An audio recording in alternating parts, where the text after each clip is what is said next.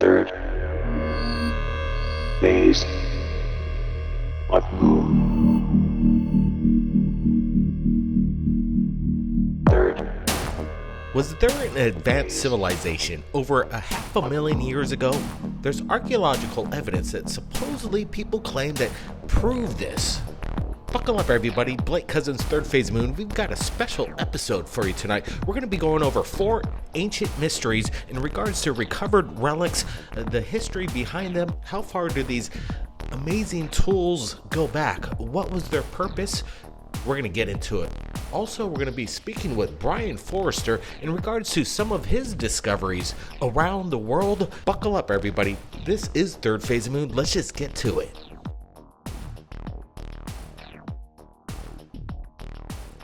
So there's one artifact that stands out, in my opinion, that could be the smoking gun in regards to an advanced civilization that once existed possibly 500,000 years ago. It's the Coso artifact, and it was found by these rock hunters that were searching in the mountains of California. They're trying to supply their little rock store with individual kind of rocks as they put in their collection, but they brought one of these home, and they're known as geodes. And they opened it up, and what they found inside resembled something that they couldn't explain, but they thought that it could be evidence of a civilization that existed 500,000 years ago. So let's wrap our head around this. An artifact that resembles some kind of spark plug or energy device. People were kind of baffled about what this was, and it went on for decades. But recently, in the last 10 years, there was some study done on this Coso artifact, and some people state that this isn't an artifact from an ancient civilization, but it's in fact a spark plug from the Model T Ford from the 1920s, known as the Champion spark plug to be exact. But now people are still looking at this mystery a little closer, and some people are finding that they can't find the exact match. They've reached out to spark plug experts, historians in the industry, and to this day, they have not found the exact match or like kind of manufacturing. They say it resembles the spark plug, but it isn't the exact match of the Model T Ford Champion spark plug. So even to this day, there's a lot of controversy behind it.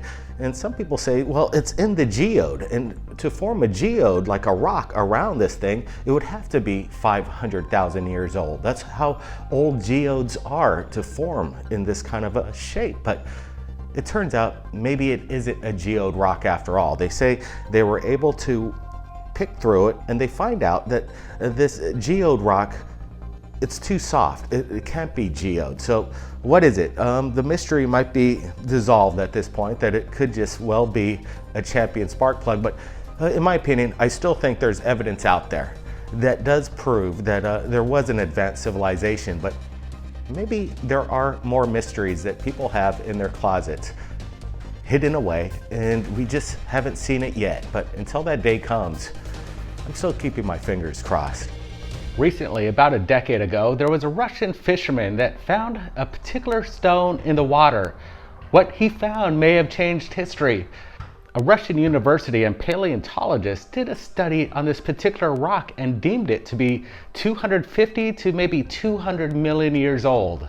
Now the question becomes, who built this computer chip? What advanced race could have existed 200 to 250 million years ago? Well, that's the big question. Has there been other discoveries found throughout the world that's hidden within rocks that produce evidence of this kind? What are we looking at here? Some people even speculate that this could be indeed just a natural fossil formation found and embedded in rocks naturally. We're looking at something like this, and I don't see any detail of the sort. What I'm looking at looks to me like a computer chip. Recently, with one of our treasure hunts right here in Hawaii, we've dug out some interesting artifacts, such as this right here. It's an old pocket watch from the 1890s, gold plated. And what we find interesting about this is typically the gears that we see inside of it, which resemble gears that are found within rocks found throughout the world. If you take a close look and you look at the craftsmanship of how this was made, how could something like this just about 130 years ago with this amazing science and technology, how could it have been made hundreds to 200 million years ago? That's the big question. The Antikythera mechanism is one of the greatest finds of the last century or so. Just around the turn of the century, 1900, treasure hunters were along a very traveled route that the Romans used to sail their ships and deliver goods to other places. And they found along the route some bronze statues and all sorts of different pottery and a lot of weird stuff, including the Antikythera mechanism. As soon as they started taking this out of the water, it started to disintegrate. So they had to be very careful with it. It's in the water 2,000 years. When they put high resolution imagery up to this thing and were able to look inside, they noticed there were interlocking gears of high ingenuity, which means extreme intelligence. Not only that, there was seemingly found on the sides of it an instruction manual. It was inscribed on the side on what it does. The scientists compared the numbers inscribed in the text to the number of teeth were in the gears, which is amazing by itself. And their arrangement, they applied them to known astronomical cycles of antiquity.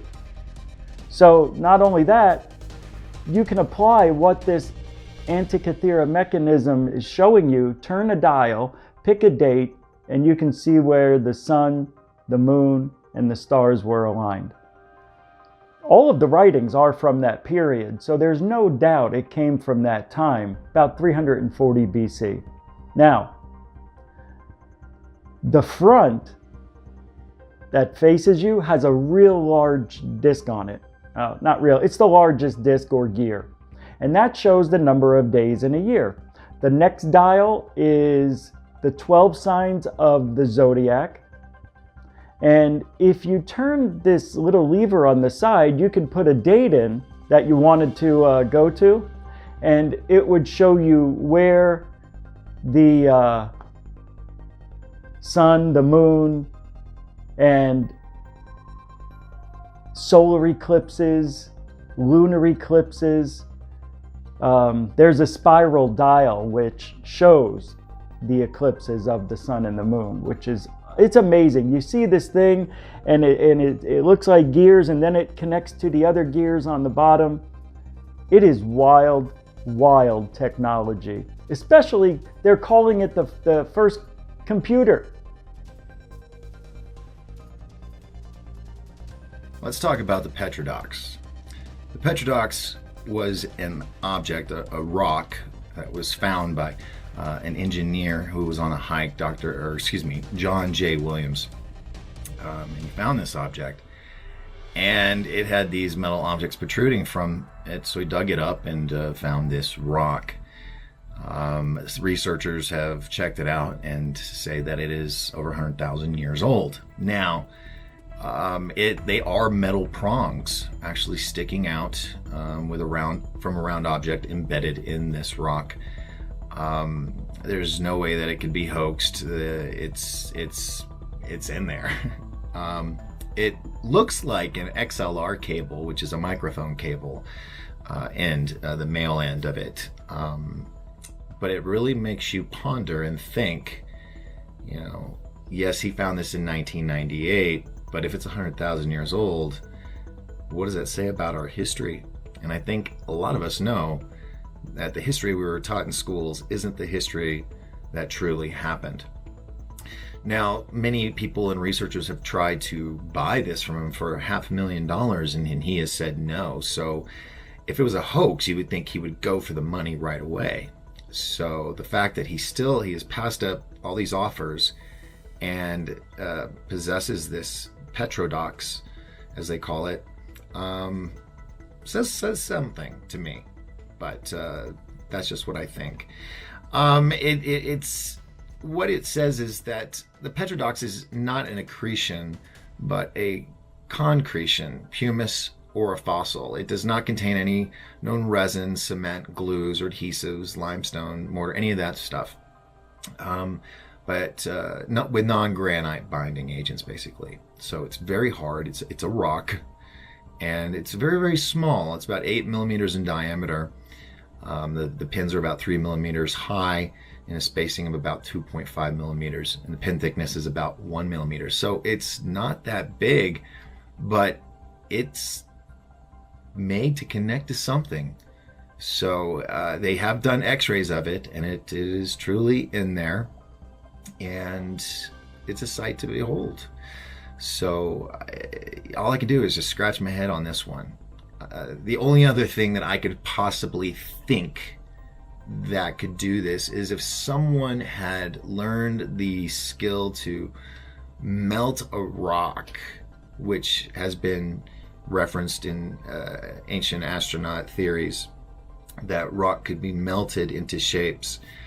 But I'm not familiar of people doing that these days. So it's a mystery. It's a mystery, but it's very, very cool. It definitely says there was a civilization before us, and they were pretty bright. So I like this. It's pretty cool. The Petrodox. Blake, it's always a pleasure for me to be with the Cousins brothers in your pursuit of the truth. Good to be with you, Brian. And I got Dr. J with us, and we got some questions for you. Let's just get to it. If the Incas didn't build these megalithic structures, who did? Well, Blake, the Inca could not have built the megalithic structures because they were a Bronze Age people, and the stone that was cut and shaped is much harder than bronze. The basic principle you have to work with is that your tool has to be harder than the material you're cutting. And therefore, it's clear, also based on weathering, that these megalithic structures are much older than the Inca civilization and had to have been made by a very advanced technological civilization. The only options I think we have are either the so-called Atlanteans or extraterrestrials. You mentioned high technology a few times in your videos. Can I ask you what your theories are of some of the tools that were involved in making these megastructures? The tools used to make the megalithic structures in the highlands of Peru we have to assume that they were beyond our present capability in the 21st century. And so in Egypt, for example, we see evidence of saw and drill technology, but in the highlands of Peru, it honestly appears as if this ancient civilization was able to change the molecular nature of the stone itself and turn it into almost like a marshmallow material temporarily. Historians and experts have their own theories on how old these megastructures really are. What's your thoughts on the true origin of their age? The age of the megalithic structures, we have to presume, are 12,000 plus years old. And this is based on the idea that there was a cataclysmic event or series of cataclysmic events that occurred on the planet about 12,000 years ago. And this is being backed up by science today. Ancient symbols carved into stone at an archaeological site in Turkey tell of a story of a devastating comet impact. Scientists were analyzing the mysterious symbols carved into stone pillars that evidence from carvings made on a pillar known as the vulture stone suggests that a swarm of comet fragments hit the earth in around 11,000 BC. This devastating event, which wiped out creatures such as the woolly mammoths, also helped spark the rise of civilization. Scientists have speculated for decades that a comet could have caused the sharp drop in temperature during the period known as the Younger Days. By interpreting the animals as astronomical symbols and using computer software to match their position to the patterns of stars, research dated the event to about 10,950 BC. It probably resulted from a breakup of a giant comet in the solar system. What's the importance of Gobekli Tepe, found in Turkey, now that it's discovered happens to be over 20,000 years old? Gobekli Tepe appears to have been buried on purpose about 12,000 years ago, so its actual age is unknown, but obviously older than that. And what it makes it important is the fact that most civilizations are believed to be maximum 6,000 years old, such as in the Indus Valley. But now we have evidence of sophisticated cultural people existing at least 12,000 years ago. I want to get your true thoughts, Brian. What could have caused these catastrophic events in the past? Was it possibly Mother Nature, earthquakes, a meteorite, or was there some kind of weapon that was used that we don't know about? My theory about the cataclysm is again that it happened about 12,000 years ago. It could have lasted as much or as long as 300 years, and likely it was an emission of energy from galactic center that then crossed the galactic plane, entered our solar system, blew up one of the planets, which created the asteroid belt, then went through the sun and shot plasma from the sun straight at the Earth.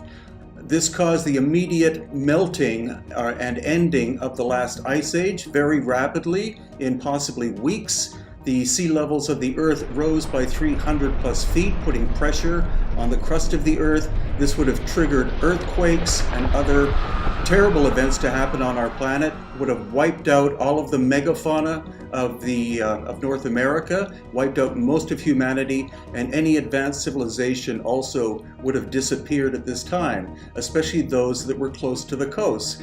This is where we come up with the concept of the ancient civilization of Atlantis being destroyed, according to Plato, about 12,000 years ago. What is the oldest megastructure or structures that you believe were not created by man, rather from some sort of ancient high technology? I think that the megalithic works that we see in the highlands of Peru, as well as Pumapunku and Tiwanaku in Bolivia, the Great Pyramid System in Egypt, Baalbek in Lebanon, Petra in Jordan, and other structures in Turkey, Greece, and Italy are all at least 12,000 years old. I can't say how old they are, but I can tell you all of them, I believe, based on geological weathering, the fact that high technology was used, that all of these structures, which we think of as simply being enigmatic, are a minimum of 12,000 years old. Lately, Brian, you've been using the drone and getting unprecedented shots of these megalithic structures. How has it helped you in recent discoveries? The use of drones, or quadcopters as I prefer to call them, give you an unprecedented view of the megalithic structures because you literally can see from a bird's eye's point of view. Also, you can scan the area to see if there are other structures in the area that you can't see from the ground. And so it's a phenomenal new tool that is opening up possibilities, explanations, and views that we never had before. Now, Brian, we're looking at this incredible geometric shape embedded in the side of the mountain. What could have made this? What was the tools behind it? Some people are saying it's a moon calendar. The site you're referring to is called Kiarumiok, which in the Inca language means the stones of the moon. But of course the Inca didn't make it. It had to have been made probably with advanced technology, and the weathering on the stone surface shows us that it's incredibly ancient. Some people theorize that it was a moon calendar, other people theorize that it was a solar calendar. Possibly it was both, but the local people themselves and academics have no explanation as to who made it, when, why, and what its original function was. The Inca probably used it as a ceremonial site, but they used all of the megalithic places as ceremonial sites.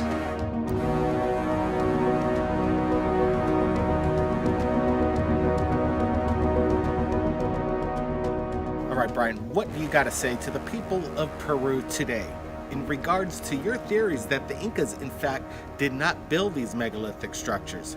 It almost sounds like you want to rewrite the history books. Well, the great thing is that the people of Peru, especially the guides at Machu Picchu, actually come up to me more and more as time goes on because of my YouTube channel, and they tell me, your theories are fascinating. It appears that our history here is much older than what we were taught in school. And so the Peruvian people are warming up to the concept that civilization in this little country, which is incredibly rich culturally, dates back a minimum of 12,000 years and employed lost ancient high technology way, way in the distant past. Academics don't accept this, but the people are starting to understand, which is phenomenal. Tell me about your recent trip back to Pumapunku and the H blocks and the anomalies in regards to your compass readings. Pumapunku in Bolivia is becoming more and more interesting and enigmatic because there are two types of stone there. Red sandstone, which is neutral as regards magnetism, and then the gray andesite, which is magnetic. But the interesting thing is the magnetism of the H blocks, for example, which are made of the gray andesite, it's not an even magnetism difference that we find, but it depends on the surface that you're scanning. So what Dr. Ken is showing you now is the natural magnetism of the area. And then when he comes close to the stone, again, about a 180-degree change. And here are some of the magnetic anomalies that we are studying. This is in the center of one of the H blocks. Notice the compass moves 180 degrees and then 90 degrees more, and then becomes somewhat erratic. So no one understands fully what is going on with the magnetism here. It's not simply the fact that the stone contains magnetite. It means that the magnetism has been altered. Possibly it relates to the shapes of the H blocks and other stones themselves. And then here we have Dr. Ken on the stone that has the groove in it with the holes. Again, notice what happens to the compass needle. Absolutely amazing. So that's my present study, is to try to correlate the relationship between the shaping of the stone, magnetism, and the incredible flat surfaces that we encounter at Pumapunku, which again, most academics believe were made by the Tiwanaku civilization 2,000 to 1,000 years ago. But it's clear whoever created Pumapunku had very advanced, lost, ancient, high technology. Now, Brian, this is my final question for you. And again, this is a personal question. In your own gut, what is your belief of how these ancient structures were created? Do you think that we as humanity created them, or do you think that they were created by extraterrestrials or non-terrestrial beings that did not originate from this earth? Again, the fact that many of the megalithic structures, if not all of them, in the highlands of Peru and Bolivia were made using very advanced technology, in some cases technology we don't have in the 21st century, tells me quite strongly that, again, there was possibly a very advanced human civilization that did it, or it was extraterrestrial in nature. Now, I'm beginning to think less and less that it was done by an advanced human civilization, because we would have to see cultural development. We don't see that. So either the human civilization was destroyed by ancient cataclysmic events 12,000 years ago, or that extraterrestrials were here at that time and they constructed these megalithic structures in Peru, Bolivia, and other parts of the world. Brian, it's been an incredible adventure with you. Thanks for joining us right here at Third Phase Moon. You keep in touch and let us know if you find any more discoveries in the areas that you visit, man. It's always a pleasure for me to work with the Cousins brothers, and I'd love to get back in contact with you to discuss my recent findings on Easter Island, evidence of lost ancient high technology, as well as future discoveries in February in Mexico and April in Egypt, Lebanon, and Jordan, and beyond. Aloha to you and all of your audience from me here in Paracas, Peru. And also, thank you, Dr. J, for joining us right here. Blake, it's always a pleasure to be on, and thanks again. Everybody from around the world who just watched this, appreciate your support right here at Third Phase of Moon. Keep your eyes on the skies. We're not alone. We'll see you again next time. The best way to observe the island, of course, is by a quadcopter. And in this case, it's little Horus, my smallest of 3 quadcopters, very transportable and collapsible. And this gives you a sense of the landscape around Moon Island. You see ancient agricultural terraces of the Inca time period. And the island of the moon was specifically a place for the chosen women of the Inca. They were the highest level of femininity in the Inca civilization. And this was their refuge, or I guess almost the equivalent of a nunnery or convent, but in the Inca concept, women had as high a place in the civilization as men. And so this site has been largely reconstructed. And you can see its composition is actually quite simple. It's rough-hewn stone with clay mortar, and then the clay mortar is used to cover the surfaces in order to give the buildings a very pleasant appearance. They're the standard looking trapezoidal shapes that you find at many Inca structures. And now pulling back once again, you see that almost the entire island at one time was terraced. And I don't know how many of these chosen women lived here, probably several hundred.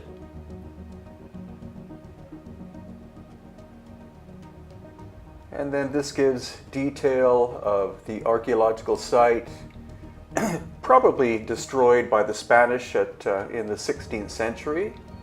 And this area is now being restored rather slowly.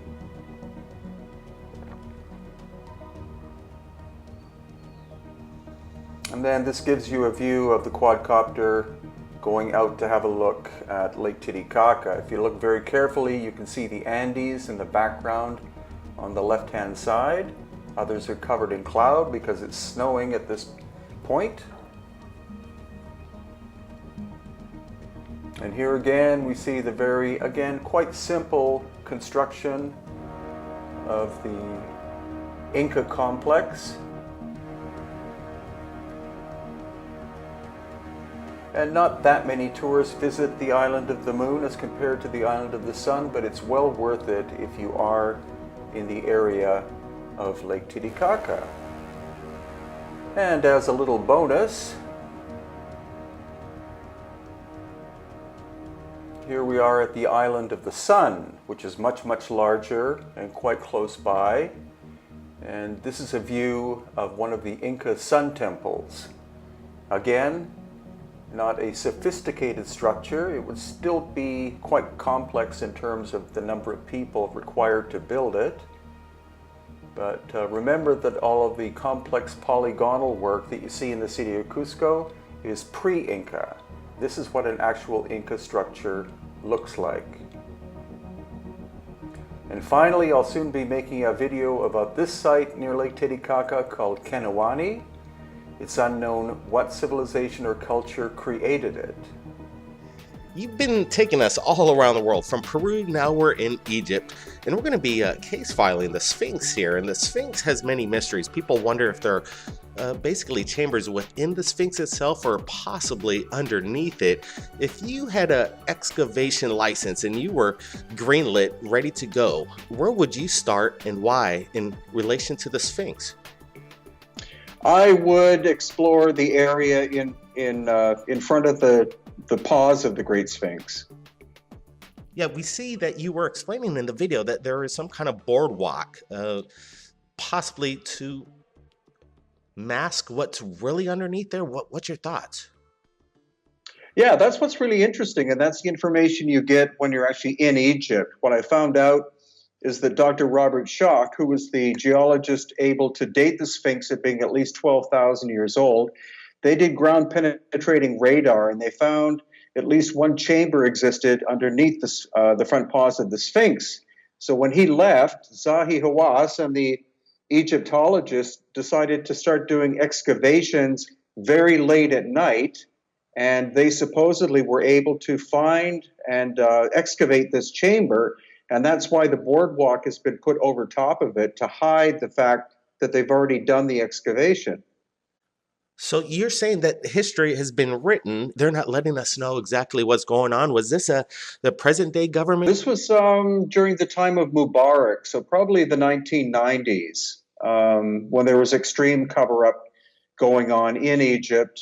But again, it's from local knowledge that you learn certain things like the boardwalk you're standing on was put in place to hide a secret excavation in search of the Hall of Records. Tell us a little bit more about the Hall of Records. Okay, the Hall of Records, I believe, was first described by Edgar Cayce, who was a clairvoyant, very famous American. And he stated that there was a Hall of Records underneath the front paws of the Sphinx that contained ancient information, possibly carved on gold or other metallic tablets, talking about the true history of humanity. So you're saying somebody has possession of these incredible artifacts, information? Well, we do know, thanks to Robert Schoch, that there is at least one chamber underneath the great paws of the Sphinx, and that it has been excavated, and any artifacts, if they existed, would have been removed. We also know that there's a huge series of tunnels under the Giza Plateau that go from north to south and east to west. And where could they possibly lead? It just goes on and on, the mysteries of Egypt and the Sphinx itself. There are these photos of photographic historic evidence of what it appears to be some kind of like manhole on the top of the Sphinx's head itself. Any thoughts on that? Yeah, there are actually some old photographs of a man standing inside of it. It's been covered in concrete since that time, so it's we're not sure if it's actually an entrance to the hollow core of the Sphinx or if it's simply a depression in the top. That's something that would require something like a drone or a quadcopter to fly over and see. Yeah, and they're not allowing any drone flights over there, I take. Not at all. Okay, so who really is in charge of this, historic, amazing, location? And is the government over there doing any kind of new exploration or excavation of the area? Yeah, since Zahi Hawass was basically kicked out because of corruption and other things alleged, I think in the last 2 years, there's a new Ministry of Antiquities who's actually much more open-minded, and he's opening up sites that have previously been prohibited to the general public. Well, that's, at least the access is opening up now. So basically, who really built the Sphinx, in your opinion? A lot of people are giving the pharaohs the credit. Well, we do know, thanks to geologists, there are actually 200 of them around the world that have confirmed that the vertical weathering on the Sphinx had to have been done by precipitation, so extensive rain over hundreds, if not thousands of years. And the last time the climate in that area would have been that wet would be at least 10,000 years ago. So that's twice the age of the dynastic Egyptian or pharaonic culture. But whether it's 12,000 or 20,000 or 30,000 will require more geological analysis. But we do know that whatever culture did this had to have high technology of some kind, because the area where the Sphinx is called the Sphinx enclosure, and all the stone that was removed to reveal the Sphinx is right in front of it, which is the Sphinx temple. And there you have multi-ton blocks, some 40 tons or more in size. Most Egyptologists believe that the Sphinx is probably about 4,500 years old and is contemporary with the construction of the Great Pyramid. But again, They're speculating, whereas the geological evidence is proving that it has to be at least 10,000 years old. Could you describe to us what you would visually see if you would step back in time 12,000 or 10,000 years ago and describe what the Sphinx would have looked like in its completion back then? Well, it probably looked like a lion. We do know that the face has been recarved at least one, if not two times, and throughout its history, it's been buried in sand up to its neck. And so the erosion on the surface of the body is much more extensive than on the face, and that proves that the face has been recarved, probably in dynastic times, and the face is completely out of proportion with the body. So originally, most experts I know believe that the Sphinx was in the shape of a lion, and its eyes were pointing towards the star Sirius. What an amazing sight that would be. Brian Forrester, keep up your amazing adventures around the world. We look forward to have you back next week, and we've got some questions for you. And if anybody wants to have a question for Brian, please leave it in the comments below. And whatever comment gets the most thumbs up, we'll bring that over to Brian Forrester. Thanks for joining us, and be sure to check the link out to Brian's YouTube channel. He's posting pretty much, I don't know, how often are you posting, Brian? About every 4 days, so not as much as you guys. Oh wow, but you're on location. It's quite incredible, and thanks for sharing, Brian. Take care and be safe. Always a pleasure. Aloha.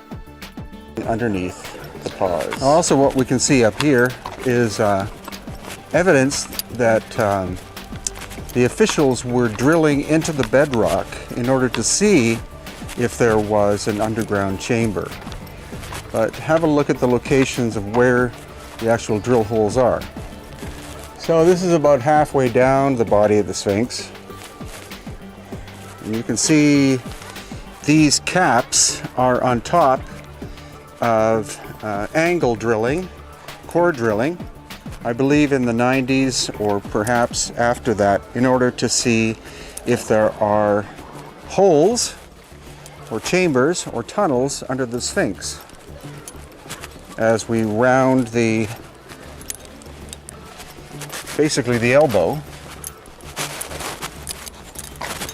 and here we have another one.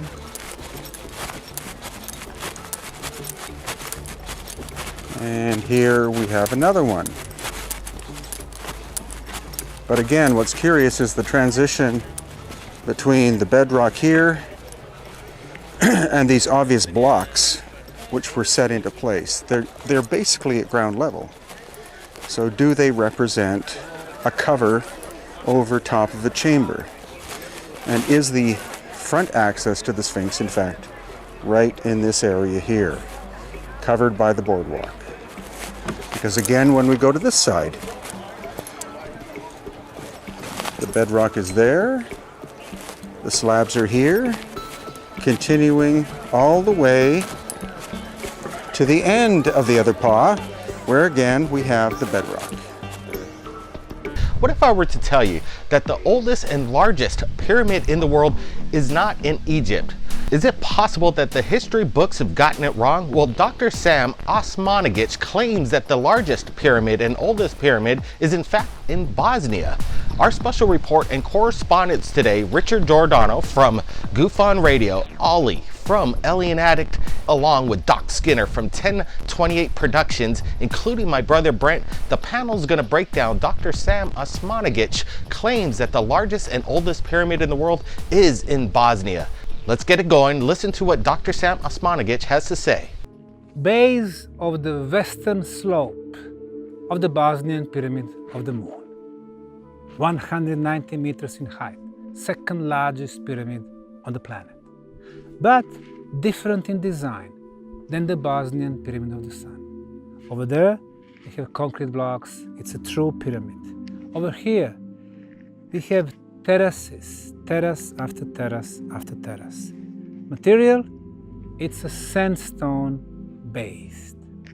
What we can see here are the sandstone plates of different sizes. Sometimes square, sometimes rectangular, sometimes 6 sides. We know that in the megalithic period on the planet, 5 to 8,000 years back, we did have the construction where people were using different sizes of the stones, blocks, megaliths. And of course, much before that, 12,000 plus years also, it seems that it had something to do with the structural stability of the objects and showing the superiority comparing to us. Now, when we started excavation here back in 2006, 2007, a number of geologists from Bosnia, Croatia, Italy, France, United Kingdom, United States started saying, oh, this is all natural. It was one huge tectonic plate, and then during the tectonic movements, the plate started breaking, north-south.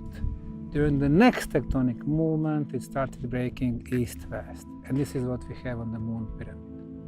However, when we take a closer look, we can see that if there was a north-south break, then this line would go continuously here.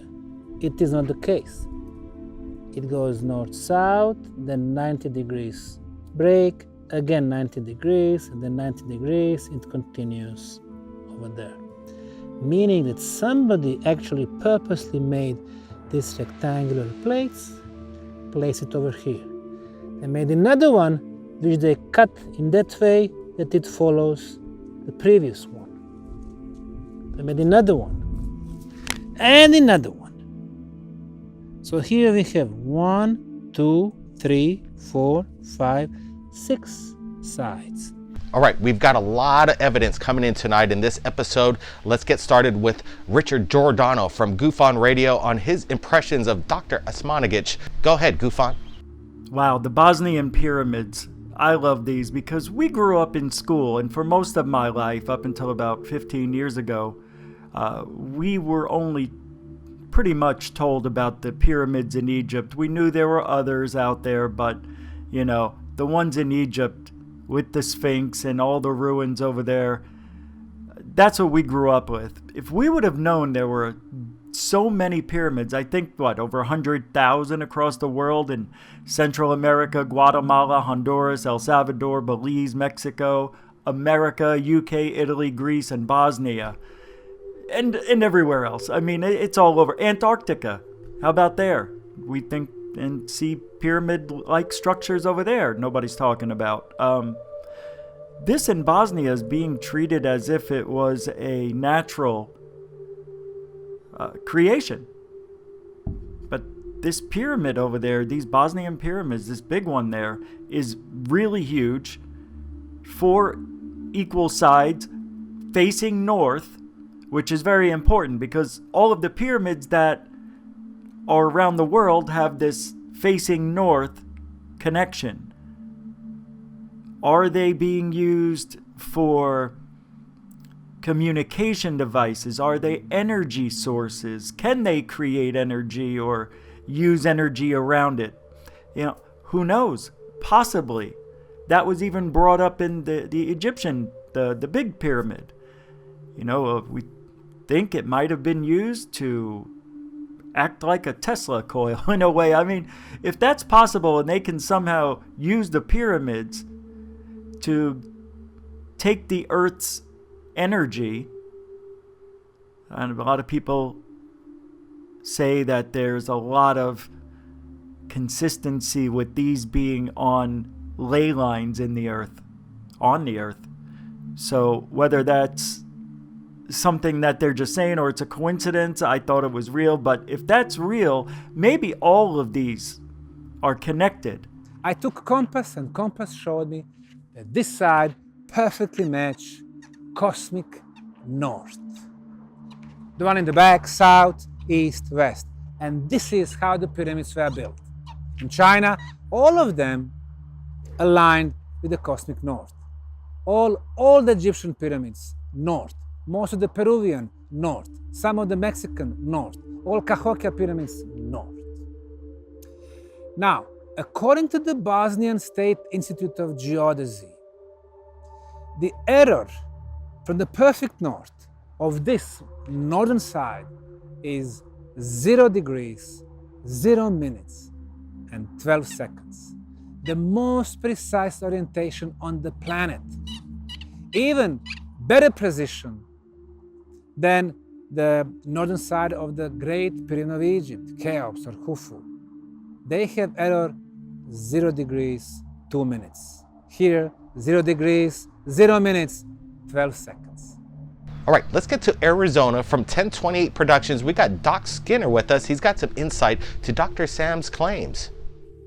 Wow. I had to watch this video, both of them twice. All I can say is I want to book a ticket. And I actually was looking up prices for a ticket to Bosnia to go to this pyramid and meet with Dr. Sam Osmanagish.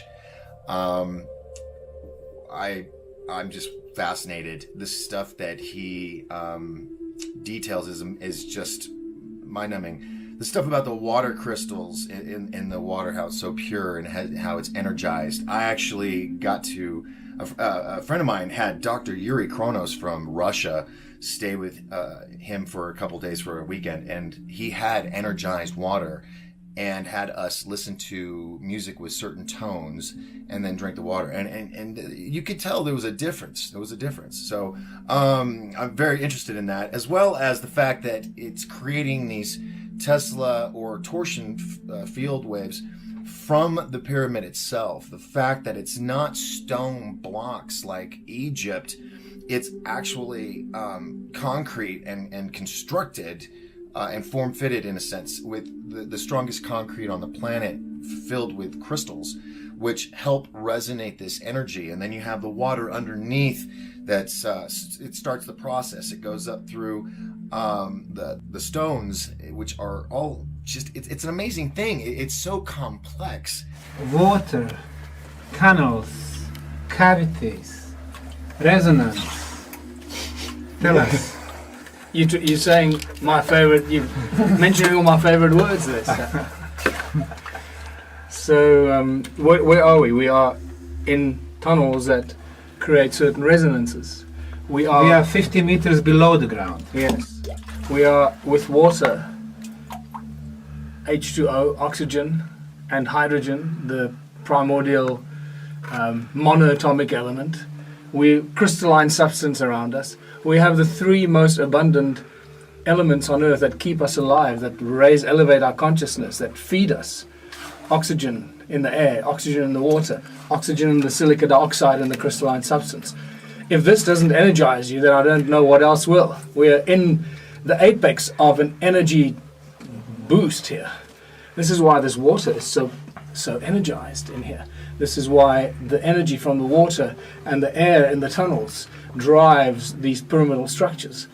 This is all just a deep understanding of the laws of nature, if you can call it that even. I mean, it's a very dangerous statement to make, the laws of nature, but let's just stick to that for now. The ancient builders used sandstone plates and blocks to make this beautiful terrace, this pavement. Blocks on this terrace are reaching several hundred kilos. Sandstone is material easy to work with. You put some water, you can carry it really easily. What we have here is a beautiful top layer of blocks, but below there is another terrace, another layers of blocks, and below the third one. Of course, Mother Nature does not make terraces like this, especially not 3 rows, one on top of each other. What we can see here is that this terrace slopes down. The first one climbing up at 8 degrees, second one straight, this one going down. Of course, it's not Mother Nature, but intelligent hands. When you make a spiral, then you are having something like this. Now, they got a little curvature here. The way they achieve that, they have one rectangular block which they cut in the middle, and then they placed another one getting this little curve, and then continuing. And not only that, at the end of this terrace, we can see a step. Mother Nature does not make terraces with the stairs.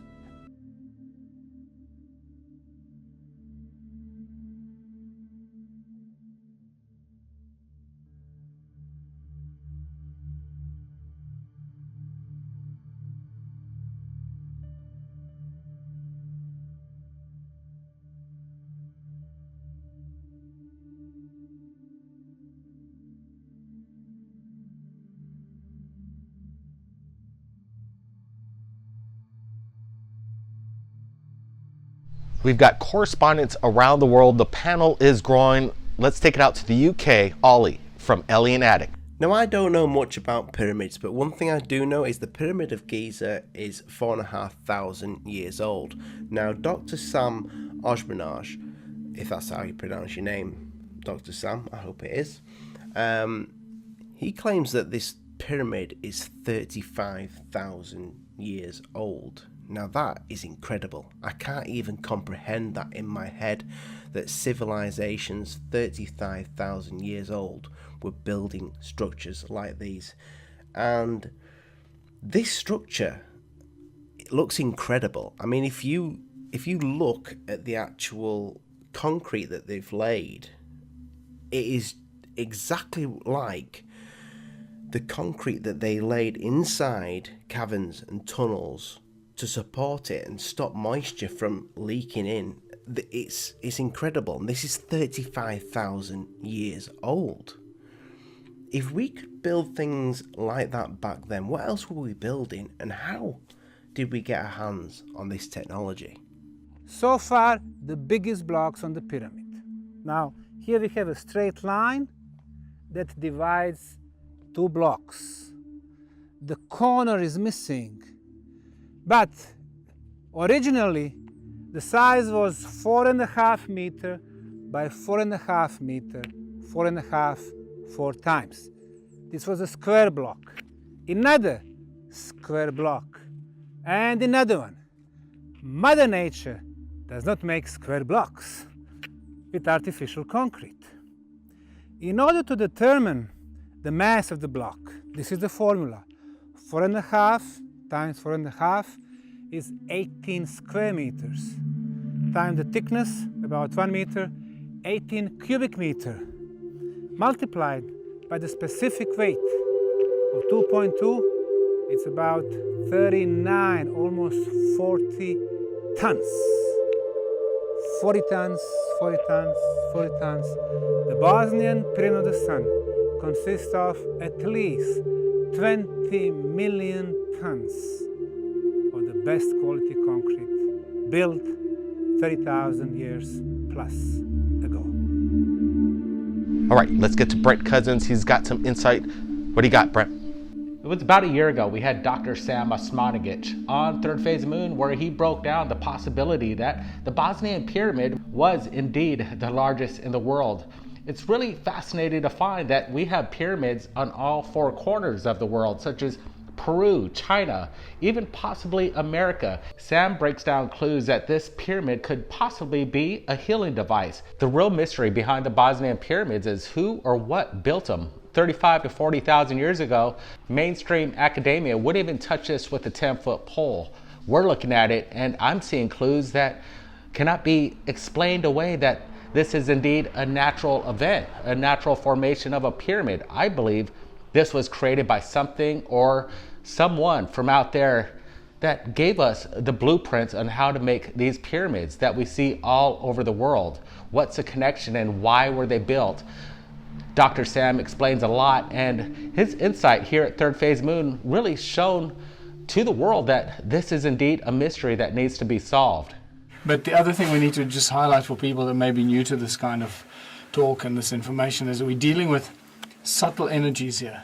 Ancient knowledge of subtle energy, not electricity or this hardcore stuff that we use today. These are subtle energies. They're the energies of the universe. Just imagine, they did it thousands of years ago, and we now are using. And still here, and it's still affecting you and me, and we are experiencing. So what mentally I'm sending a great thanks to those who built it, because they helped me now. Wonderful experience. They had the knowledge of extremely low frequencies, and we are just now developing scientific instruments to measure them. They knew it. Not only measure, we are coming slowly to understanding the principles embodied here. Some way or another to produce energy. You look in the pyramids in Egypt and they don't know how they were built without a light bulb, even though we know about the Iraq battery. The Iraqi battery? Yeah. Well, you know, who knows how they got light down there that wasn't fire that would create soot on the ceilings and the walls. But these pyramids in Bosnia are amazing. They are even said to have possible healing qualities. People go in there, and after an hour, they feel better. The deeper they go, they feel better. Their blood sugar levels change. They get more energy. Their high blood pressure has gone away. This is amazing stuff. So what's down there? What are they hiding? I want to know why the Bosnians or their government don't want excavation done over there. Does this have to do with the seasons? Does it? I mean, then you talk about why in Egypt they want to dismiss these and call them not man-made. They want to call them natural. They're just mountains that perfectly took shape as a pyramid. I think it has to do with keeping the tourism. I don't know why. I think there would be enough. But imagine if everybody learned about these new pyramids nobody's ever walked through, you know, the public. Imagine the tourism that would go away from Egypt over to Bosnia. Let's take a look of this terrace. It climbs up at the 8-degree slope. It's going from this west side to the south side, coming back like a spiral, reminding us of the ziggurats phenomenon back in Sumer and Babylon. The next thing, we can see 8 degrees going down in the center under the pyramid.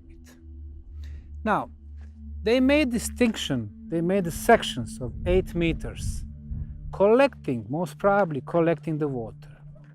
So, if we start from this block, which is a little bit raised comparing to the next one, 8 meters further away, we can see that there is another little step. So, let's count. 1, 2, 3, 4, 5, 6, 7, 8. 8. And you see here, a little step. Again, 1, 2, 3, 4, 5, 6, 7, 8. Another step over here. So, most probably, when they were collecting the water, they wanted to make sure that water goes under, the pyramid and being collected into a water reservoir. Like I said, I had to watch it twice, and I'm going to watch it a third time because it is so interesting. I was not fully aware of. I knew that there was a pyramid in Bosnia. I did not know it was the largest one in the world. Its healing powers with the underground tunnel system. I want to go. I want to go, and whatever footage I'll take, it will be for Third Phase of the Moon. I'm stoked about it. Now, what's this going to do? Let's see. What's this going to do for tourism? I think it's going to be a little bit of a competition between Egypt and Bosnia. But if it has all these healing powers, and they say that thousands of people have been healed from like asthma and diseases and aches and pains. I've got my aches and pains. I'm willing to go. And I looked at the prices, and it's not that expensive, but you can't go over there right now. So we will see.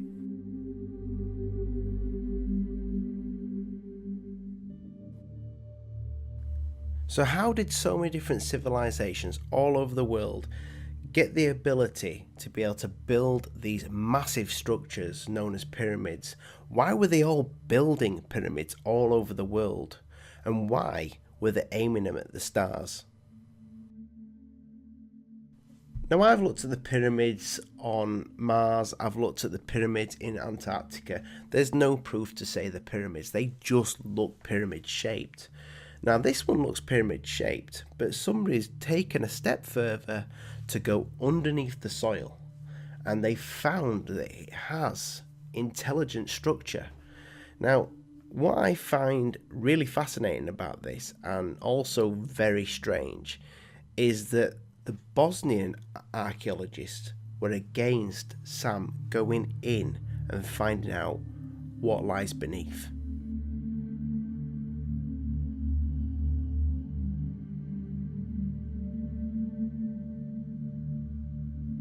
I mean, I would go to Bosnia second because I've never been to Egypt, but I think a lot of people would do what I would want to do, is go to Egypt first, see the history, and then go over to Bosnia and learn about the other history of pyramids. I don't know, man. It's a fight always to get the truth out. And I hope we can somehow shed light on this. 35,000-year-old pyramids. People have been around supposedly for thousands, hundreds, maybe even millions of years ago. So let's wake up and look at what might be the best discovery in our lifetime. It is man-made. Or made with intelligence, and these stones are, hundreds and hundreds of tons each, but perfectly aligned, and it's just the engineering of it is quite phenomenal. And what it shows is that we have history that we've lost. So discoveries like this are good for our society, for mankind. So now on the question of whether or not Dr. Sam Osmanagish's discovery will change history books, I would say most likely. I believe so, because it should be, out there. But the real question is, will society allow it at this moment in time? And will they welcome the revelation of an unforgotten history? If it's just a mountain and nothing more, then why did the Bosnian archaeologists have such a massive problem with Sam going ahead and doing his research?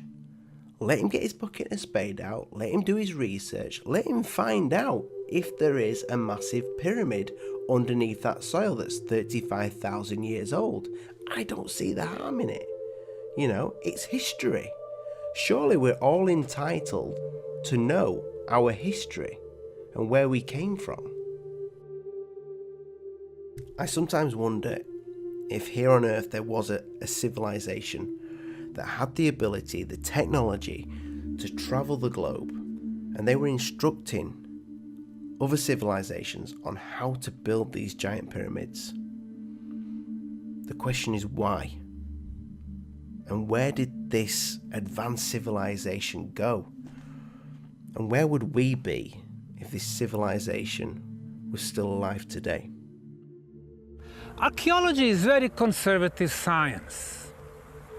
If you are to be involved in archaeological digging, you have to be part of the establishment. More important archaeological sites, less information for the public. And those sites that redefine the chronology which is accepted by the mainstream science, well, those information are not available to the public. They are strictly confidential. Is it possible that the history books has gotten it wrong all this time? Is it possible the largest pyramid in the world is in fact Bosnia? And the Egyptian tourism economy and some other government factions don't want the people going to Bosnia, but rather going to Egypt? Is there some kind of cover-up?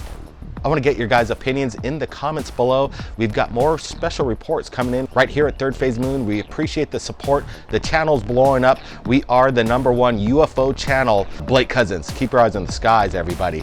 We're not alone. We'll see you real soon.